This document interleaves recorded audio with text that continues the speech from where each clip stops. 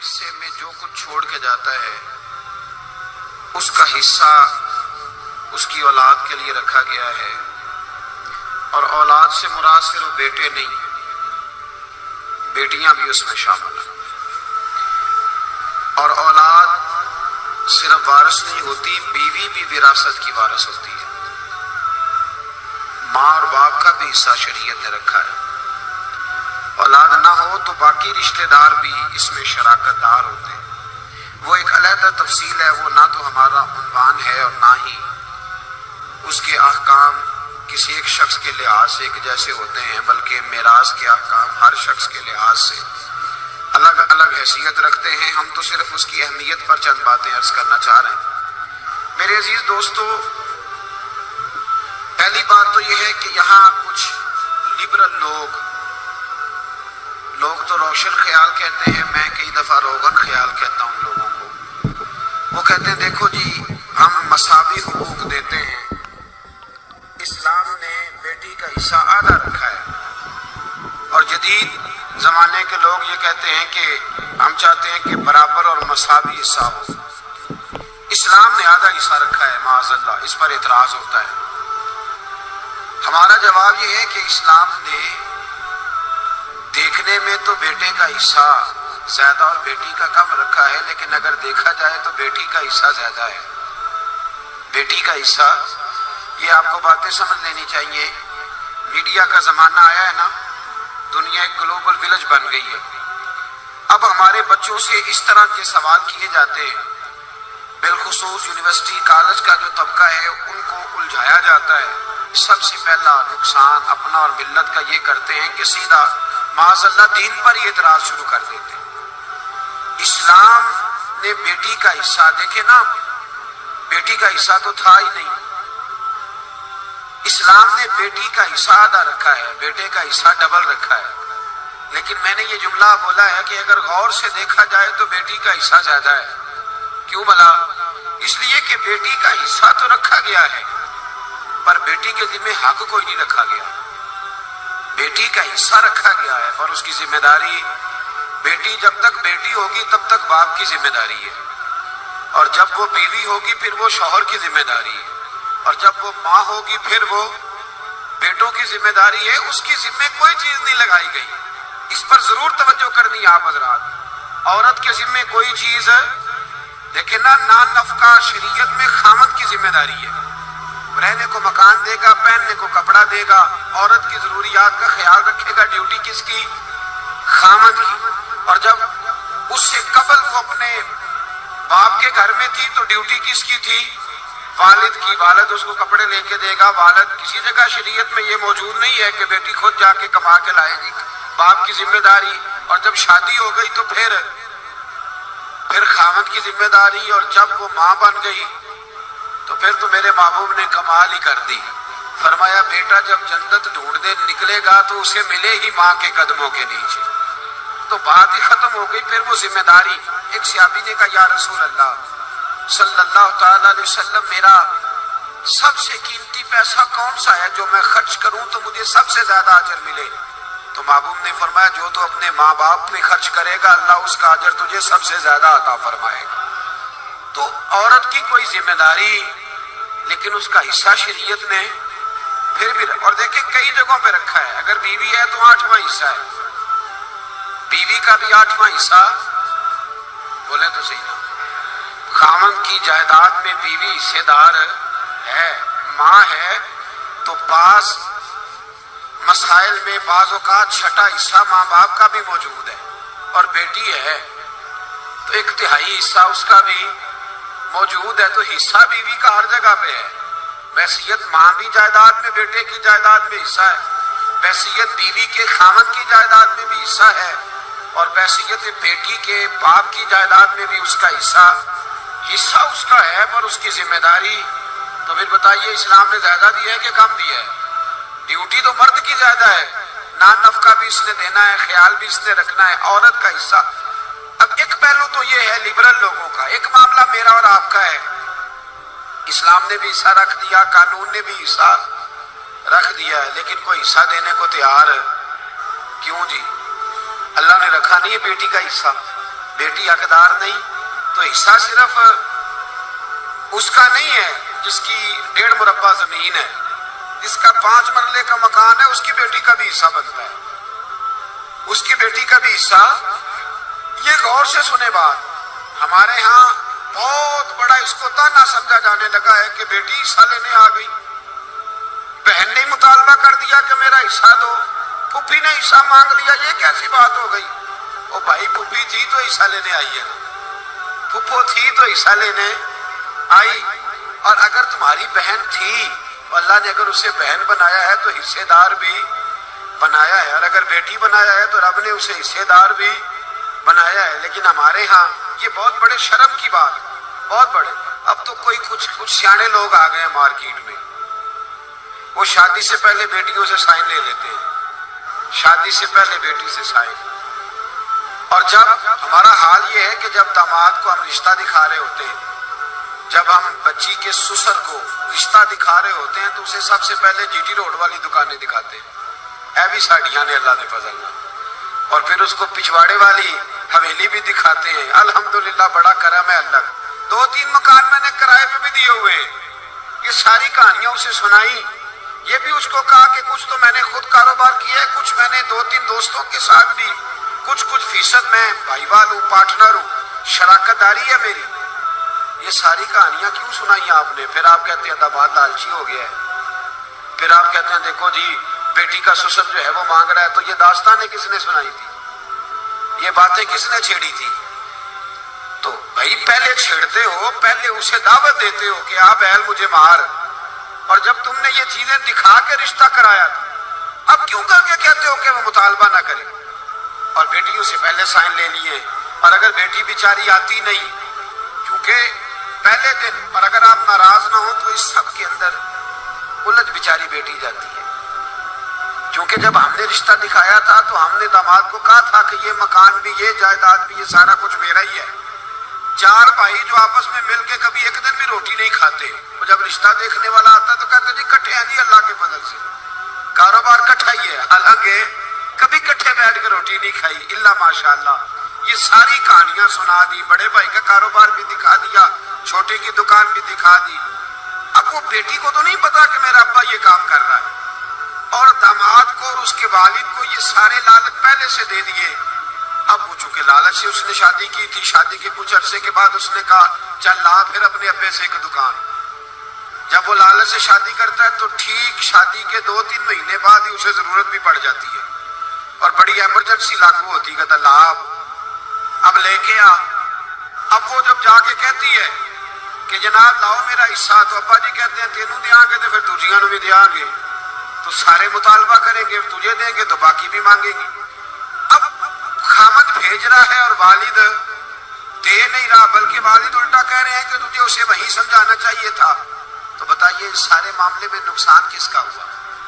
بولیے۔ تو یاد رکھیں پہلی بات تو یہ ہے کہ یہ لالچ بناؤ ہی نہ، یہ رنگ اپناؤ ہی نہ، یہ انداز سکھاؤ ہی نہ، یہ طور طریقے بتاؤ ہی نہ۔ آپ یقین کریں 1-2 معاملات میں رشتے کرانے والوں سے ملاقات ہوئی، کچھ بچوں کے رشتے کرنے تھے تو بعد رشتے کرانے والوں سے گفتگو ہوئی، تو وہ رشتے کا بتاتے کہتے ہیں جی ایک رشتہ ہے ایک بچی کا، اس کے گھر والے کہتے ہیں ہم نے کار بھی دینی ہے۔ تو میں فوراً کہتا ہوں کہ رشتہ تو ابھی دیکھا ہی نہیں، تو کار کا پیغام تم نے پہلے سنا دیا ہے۔ وہ کہتے ہیں جی ہم نے گاڑی دینی ہے، نہیں یہ پہلے پیغام دے دیا، اور بچی کے نام ایک سوسائٹی میں مکان بھی ہے، شریعت نے بچی کا حصہ رکھا ہے، باپ کی جائیداد میں بیٹی کا حصہ۔ بولیے سارے بولیے، چلو جنہاں نہیں بھی پروگرام دین دو بھی منو تے صحیح نہ۔ اللہ نے بچی کا حصہ، جس کا 4 مرلے کا مکان ہے اس کی بیٹی کا بھی حصہ، اور اس کی اہمیت ہے، دین نے اس کو بیان کیا ہے، قرآن و سنت نے اس کو بیان۔ والد اپنی قبر وصلی نہ کرے، اور میں بڑی ذمہ داری سے کہہ رہا ہوں بیٹے تیرا زیادہ ختم نہیں دلائیں گے تیرے بعد، بیٹیاں زیادہ دلائیں گی۔ اور ایک بات اور کر دوں تو میرا خیال ہے آپ سمجھ جائیں گے، بیٹا اگر دعا کبھی مانگے گا بھی تو رسمی مانگے گا، اور بیٹی تیرے مرنے کے بعد تیرے لیے جب بھی دعا مانگے گی رو کے مانگے گی، وہ رو کے مانگے، اس کی دعا اللہ کے قرب کے قریب ہوگی۔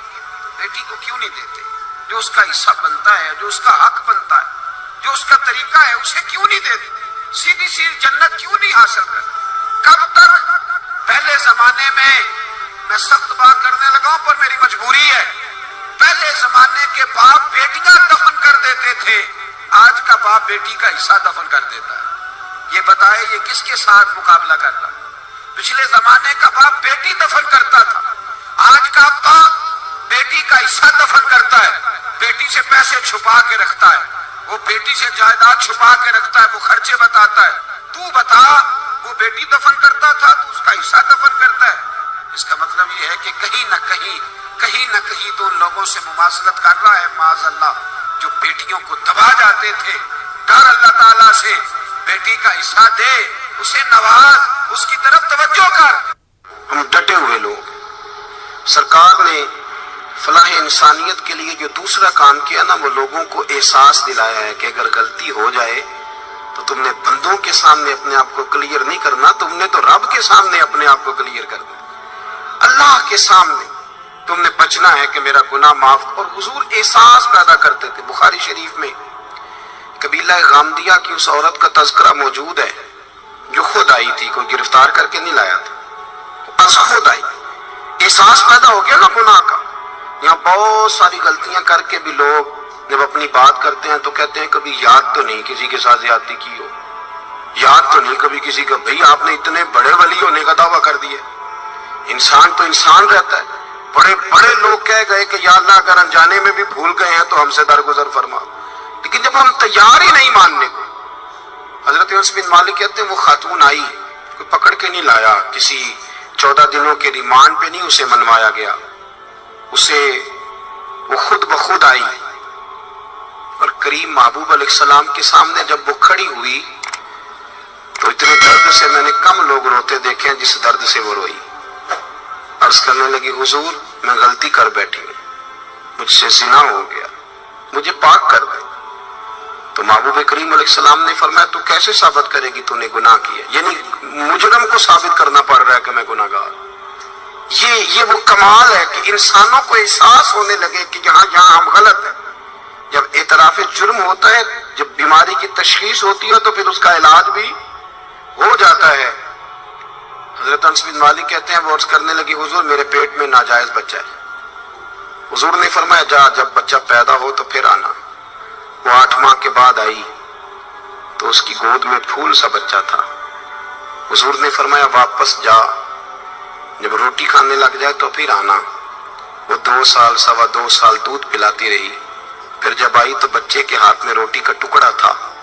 کریم محبوب صلی اللہ تعالی علیہ وسلم سے آ کے جب اس نے بات کی تو وہ درد سے روئی، کہنے لگی یا رسول اللہ 3 سال ہونے کو ہیں، میں نے گناہ کیا ہے، میں ساری رات سو نہیں پاتی۔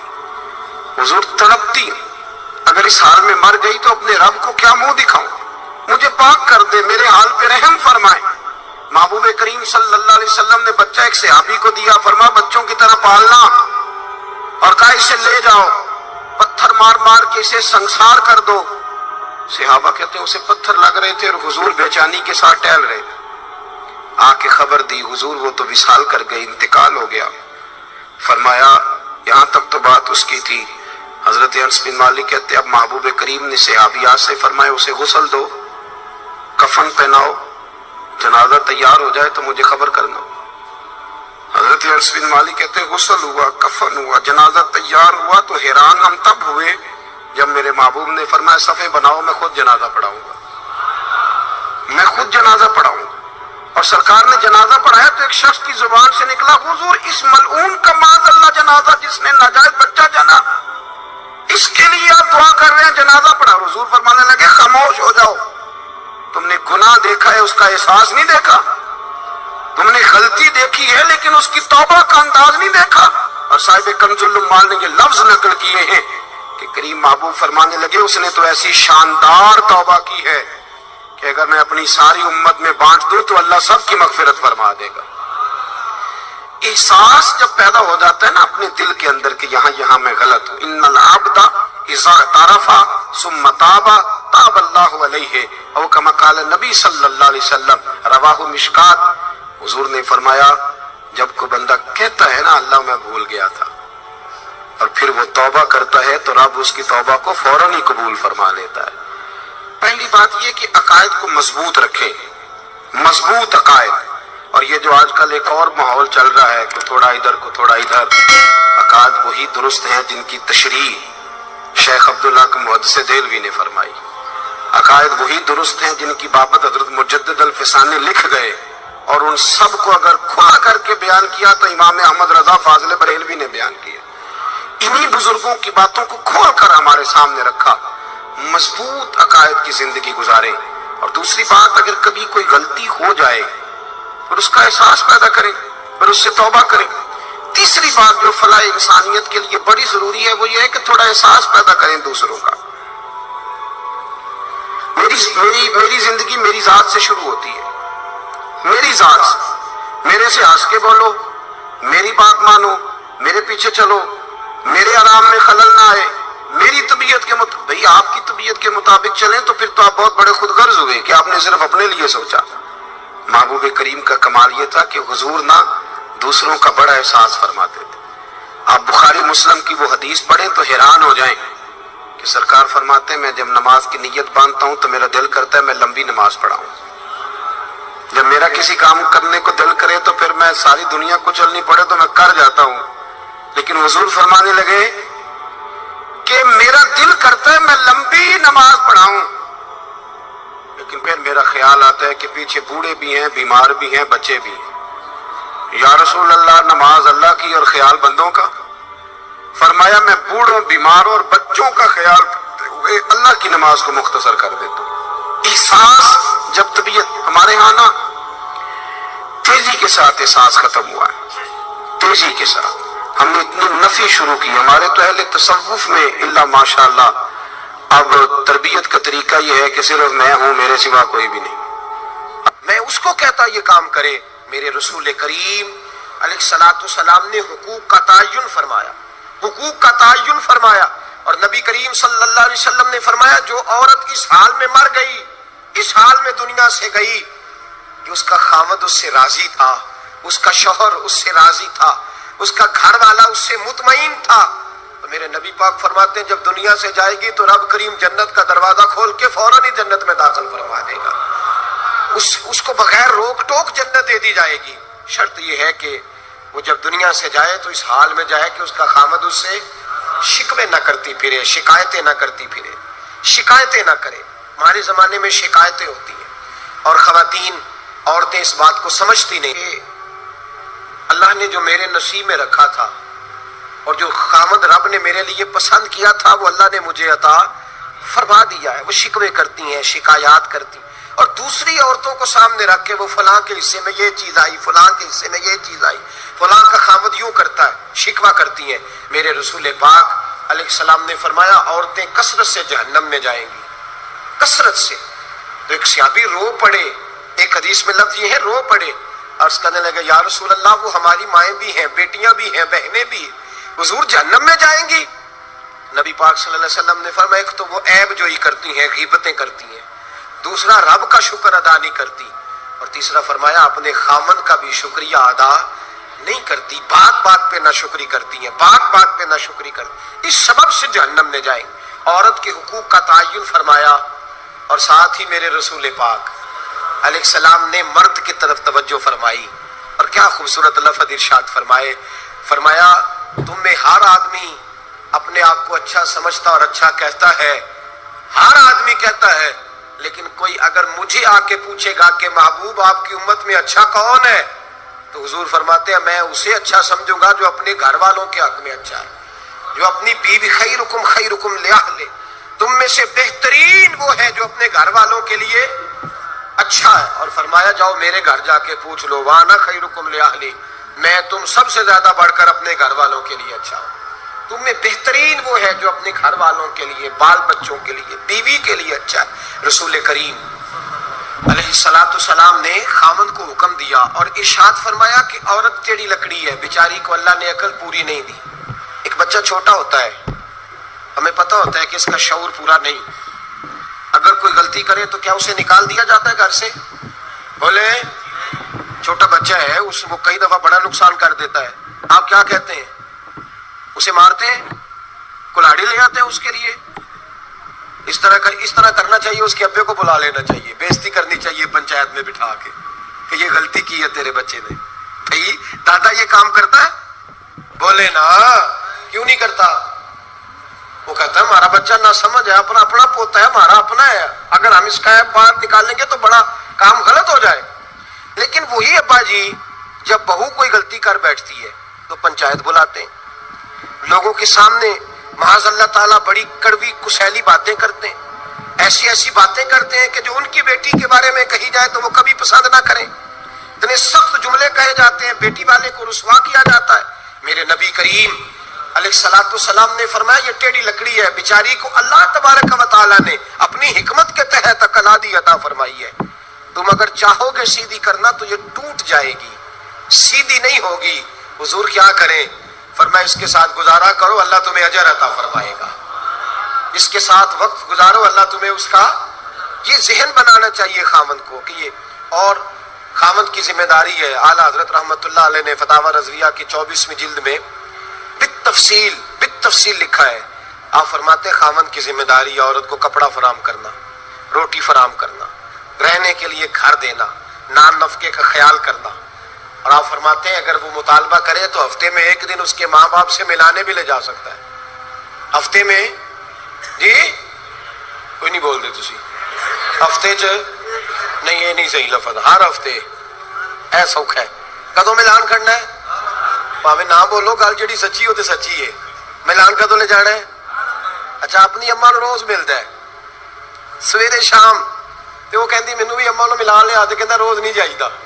تو تم بھی نہ مل اپنی اماں نو روز. بھائی لیکن ہاں اعلیٰ حضرت فرماتے ہیں ہفتے میں ایک دفعہ ماں باپ سے بولے. بیٹی کا پیار ماں باپ سے زیادہ ہوتا ہے کہ بیٹے کا؟ تو تمہیں سارے نو پتا ہے، یعنی تسی گھٹ کر دیو نا.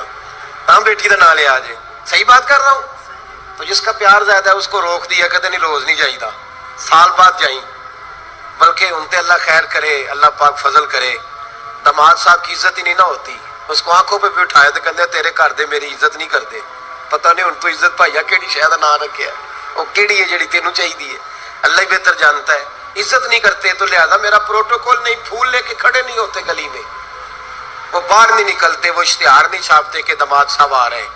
اور ویسے بھی میں کہاں جاؤں، مطلب یہ کہ چپس بھی نہیں ہے، انہوں نے سنگ ماربر بھی نہیں لگوایا ہوا، تو میں کیسے جاؤں، میری شان کے خلاف. اعلیٰ حضرت فرماتے ہیں ہر ہفتے وہ بیٹی جو ہے، تو بیٹیاں ہوتی ہیں. یہ تو اس دن پتہ چلتا ہے نا جب اپنی بیٹی بندہ ڈولی میں ڈالتا ہے، پھر پتہ چلتا ہے کہ دل کرتا ہے ہر ہفتے اس کو ملنے کو، دل کرتا ہے کہ وہ آئے، چہرہ دکھائے، ایک دفعہ مل جائے، ہر ہفتے اس کو ملوانے لے کے جائے، اس کی غلطیاں معاف کرے، اس کے عیبوں پہ پردہ ڈالے، اس کی کوتاہیوں کا خیال کرے، اس سے درگزر کرے. میرے نبی کریم صلی اللہ علیہ وسلم نے فرمایا میں اپنی امت کو حکم دیتا ہوں کہ اپنی بیوی سے بغض نہ پالنا، بغض نہ پیدا کرنا. کوئی غلطی کرے تو بغض نہ پیدا کرنا، بغض نہ رکھ لینا سینے میں کہ تو ہے ہی ایسی، تو ہے ہی، بغض نہ پالنا. اور کیا خوبصورت لفظ ہے حضرت خدیجۃ الکبریٰ کے سرتاج کے، اور کیا لفظ ہے جناب سیدہ آمنہ کے لال کے. میرے نبی پاک فرمانے لگے اگر تمہیں اپنی بیوی کی کوئی عادت ناپسند ہے تو غور کر لو، ڈھونڈ لو، اس میں ایسی بھی عادت تمہیں ضرور مل جائے گی جو تمہیں بڑی پسند ہوگی. ڈھونڈ لو، غور کر لو، مل جائے گی. کوئی ایسی بھی مل جائے گی جو تمہیں بڑی پسند ہوگی، وہ بھی تمہیں مل جائے گی. ڈھونڈو تو صحیح، تلاش تو کرو. بغض کی اینک نہ لگانا، بغض کی اینک لگا کے دیکھو گے تو کچھ نہیں ملے گا. نبی رحمت سید عالم صلی اللہ علیہ وسلم، پہلی بات یہ ہے کہ اللہ کے حبیب نے تعین فرمایا، اور پھر عملی طور پر حضور نے وہ چیزیں کر کے دکھائیں. حضرت سیدہ طیبہ طاہرہ جناب فاطمہ کو نبی پاک نے رخصت فرمایا. حضرت علی کے گھر کے سارے کام جناب فاطمہ کرتی تھی، سارے کام. کسی ایک جگہ بھی شکایت نبی پاک صلی اللہ علیہ وسلم نے نہیں فرمائی کہ میری بیٹی سارے کام کرتی ہے، بلکہ حضرت اسماء کے بارے میں سیاستہ میں روایت ہے، جناب ابو بکر صدیق کی صاحبزادی، یہ نبی پاک صلی اللہ علیہ وسلم کی پھپھی زاد بھائی حضرت زبیر بن عوام عشرہ مبشرہ سے آتی، ان کے گھر میں بیاہی گئی تھی. حضرت جناب اسماء کہتی ہے میں مالدار باپ کے گھر سے گئی تھی، امیر باپ تھے جناب صدیق اکبر، میں تاجر باپ کے گھر سے گئی تھی، لیکن زبیر بن عوام کے گھر میں گئی تو فرماتی ہے مجھے ان کے اونٹوں کو چارہ بھی ڈالنا پڑتا تھا، مجھے گھر کے سارے کام کرنے پڑتے تھے۔ فرماتی ہے میں چنے پیس کر جانوروں کے لیے میں خوراک بھی تیار کرتی تھی، اور وہ چلے جاتے تھے تو میں ان کے گھوڑے کی دیکھ بھال بھی کرتی تھی۔ لیکن قربان جائیں جناب اسماء فرماتی ہیں ایک دن بھی میں اپنے باپ کے گھر شکایت لے کے نہیں گئی، اور عجیب لفظ ہے حدیث پاک میں، عجیب لفظ ہے۔ آپ فرماتی ہیں میں ایک دن گھاس لے کے آ رہی تھی، رستے میں رسول پاک تشریف لا رہے تھے، حضور اونٹ پہ تھے، بڑی خوبصورت حدیث۔ حضرت اسماء فرماتی ہیں میں خامند کے گھر میں کام کاج کرتی تھی، میں چارہ لے کے آ رہی تھی، اونٹ پہ حضور تشریف لائے، نبی پاک نے اونٹ کو بٹھایا، اونٹ بیٹھ گیا تو حضور نے فرمایا اسماء میرے پیچھے بیٹھ جاؤ، میں تمہیں گھر تک چھوڑ دوں۔ تو جناب اسماء رو پڑی، کہنے لگی محبوبہ میرا خامند بڑا خوددار ہے، بڑا غیرت والا ہے، اس نے مجھے جس حال میں رکھا ہے میں اسی حال میں راضی ہوں۔ غریب آدمی عزت کرتا ہے، کمزور آدمی عزت کرتا ہے، جو بہو زیادہ جہیز لے کے آتی ہے وہ روٹی پکا کے نہیں دیتی، یاد رکھنا، جو کسی غریب گھر سے آتی ہے وہ جھک کے سلام کرتی ہے، اسے عزتوں کا پاس ہوتا ہے۔ میں سب امیروں کو برا نہیں کہتا، اللہ ماشاءاللہ اچھے اچھے لوگ بھی، لیکن یاد رکھنا لوگ سیڑھی لے کے، مرد عورت کی دولت کی سیڑھی پر اوپر جانا چاہتا ہے، عورت مرد کی، انجام کیا ہے؟ لیٹے ہوا ہے بادشاہ بستر پر، بیوی کہنے لگی کچھ ہے، کہنے لگا میں نے جھاڑ کے دیکھا کوئی شے نہیں، لگا ہے کوئی چیز، عورت سر پٹائی کرنے لگی دیکھو تو صحیح، اس نے اوپر سے چادر جو اٹھائی، بیڈ شیٹ جو اتاری تو نیچے سے ایک دھاگا نکلا، ہاتھ پھیرتے تھے تو نظر نہیں، دھاگا نکلا، کہنے لگا تو اتنی نازک مزاج ہے کہ ایک دھاگا نہیں برداشت ہوا، تو کہنے لگی میرا باپ مجھ سے بڑا پیار کرتا تھا، بڑی محبت کرتا تھا، 4 کنیزائیں تھیں، وہ کہتا تھا میری بیٹی جب بستر پہ سوئے تو چادر میں بل نہیں ہونا چاہیے، اسے تکلیف ہوتی ہے، بڑا پیار کرتا تھا، محبت کرتا تھا، تو میرا بستر وہ بڑا کھینچ کھینچ کے بچھایا کرتی تھی، اس لیے تو میں نے جب باپ کمزور ہوا تو میں نے کہا میں بغیر دولت اور ثروت اور حکومت کے رہ نہیں سکتی، تو میں جبھی تو تیرے پاس آ گئی۔ بادشاہ نے کہا اٹھ ذرا میرے بستر سے باہر آ، جب باہر اس کو لایا تو غلام سے کہنے لگا اس کے بال گھوڑے کے ساتھ باندھ لو اور اس کو کھینچو، اتنا کھینچو کہ سارے شہر میں گھماؤ رات کے وقت، اور جب مر جائے ہڈیاں ٹوٹ جائے تو مجھے خبر دینا۔ شہزادی پلٹ کے آئی، کہنے لگی میری غلطی کیا ہے؟ کہنے لگا مجھے تو آج سمجھ آئی ہے، تو عزت ڈھونڈنے نکلی ہے، جو باپ 4 کنیزیں تیرے سرانے کھڑے کرتا تھا، جب تو اس کی وفادار نہیں نکلی تو میری کیسے وفادار بنے گی؟ میری کیسے وفادار بنے گی؟ کوئی بول اول لڑانا بول بیٹھی ہوں دے خصم ناراض بڑ بولیاں دے، کہاں سر کھائے بول بول ٹھنڈ پائے، بڑے فرق نہیں سجنا بولیاں دے، جیڑیاں خصماں دی وچ رضا وسن پاگ جاگ جاندے او نہ گولیاں دے، آپ ادلیاں سردار خان تکے شرما والیاں نو جھوٹے ڈولیاں دے۔ یاد رکھیں لوگ عزت ڈھونڈنے نکلے ہیں، عزت ڈھونڈنے نکلے ہیں وہاں جہاں ہے ہی نہیں۔ عزت اس کو ملتی ہے جو خوددار ہو، باوقار ہو۔ میرے مصطفیٰ سے کسی نے پوچھا تھا یا رسول اللہ ذلت کیا ہے؟ 2 لفظ 2 حرف، اور میرے نبی پاک نے سمندر سمو دیا۔ حضور ذلت کیا ہے؟ فرمایا لالچ کرنا ذلت ہے۔ حضور عزت کیا ہے؟ فرمایا جو رب نے تجھے دیا ہے اس پر صبر کر، اللہ تجھے عزت عطا فرما دے گا۔ جو اللہ نے دیا اس پہ صبر کر جو رب نے دیا ہے۔ اگر تو ہاتھ پھیلائے گا ذلیل ہو جائے گا، رسوا ہو جائے گا، لالچ کرے گا تو رسوا ہوگا۔ جو اللہ نے تجھے دیا ہے، جو رب نے، خدا جانے بلندی ہے کہ پستی پر جہاں میں ہوں وہاں کوئی نہیں ہے۔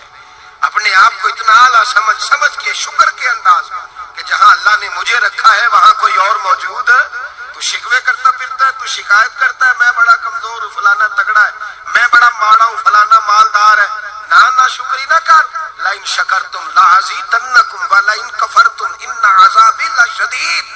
فرمایا تو میرا شکر کرتا رہے میں تیری نعمتوں میں اضافہ کر دوں گا، اور اگر ناشکری کرے گا تو میں عذاب دوں گا، عذاب، اور میرا عذاب بھی سخت ہے۔ میرے بھائی عزت لالچ میں ہے، ذلت لالچ میں ہے، عزت قناعت میں۔ اپنے جو اللہ نے دیا ہے اس پہ صبر کریں، حوصلہ کریں، اپنے گھر کو گھر نہ سمجھا کریں، اسے محل سمجھا کریں۔ اپنی کٹیا کو محل جانے بچ جائیں گے۔ میں کبھی کبھی کبھی اپنے دوستوں سے کہتا ہوں، میں کہتا ہوں بڑی خوش قسمت زندگی گزاری ہے، بڑی خوش قسمت زندگی، بڑی خوش قسمت. یہ میرے حضرت فرمایا کرتے، فرماتے یہ جملے کہا کرو رب کریم نے جو والدین میرے لیے پسند کیے وہ مجھے عطا فرمائے. جو بہن بھائی ہم نے تو بعد میں چہرے دیکھے ہیں تو حالات بدل گئے. آج پتہ چلا ہے دیہاتی لوگ تو ولی ہوتے ہیں، اللہ سے زیادہ ڈرتے ہیں. یہ تو سادے لوگ ہوتے ہیں نا دیہاتوں کے. کوئی خیرات لینے والا دروازے پہ آتا تو میں مدرسے کا طالب علم تھا، میری اماں کہتی جا دے آ، تو میں کہتا اماں یہ تو ڈھونگ رچایا آیا ہے، اس کو دینا ہی نہیں چاہیے. تو اماں کہتی بیٹے اتنا ہی کافی نہیں کہ ہمارے دروازے پہ آ گیا ہے. آج سمجھ آتی ہے، آج خیال آتا ہے کہ وہ سادے لوگ ضرور تھے، وہ کتابیں پڑھے ہوئے نہیں تھے، لیکن جو درس محبت انہوں نے پڑھا تھا وہ کم ملتا ہے، وہ تھوڑا ملتا ہے. ناز کیا کرے ناز. آج کسی کو کوئی پینڈو کہہ دے تو اس کا سر جھک جاتا ہے. اور خدا کے بندے پینڈو ہونا تو اتنی بڑی نعمت ہے کہ میرے رسول پاک پیدا شہر میں ہوئے، پرورش جا کے گاؤں میں پائی. جناب عبد المطلب کہنے لگے میں اپنے پوتے کو گاؤں میں بھیجوں گا، ہوا بھی تازہ ہے، زبان بھی خالص ہے، بندے بھی خالص ہے. حلیمہ سعدیہ جیسی سادی بی بی اس کے ہاں پرورش پائی. سر اٹھا کے دیا کرو، سر اٹھا کے، عزت نہ ڈھونڈا کرو. وہ کیا عزت ہوئی؟ پڑوسی کو نہیں پتا پڑوسی کہاں رہتا ہے، پڑوسی کو نہیں پتا.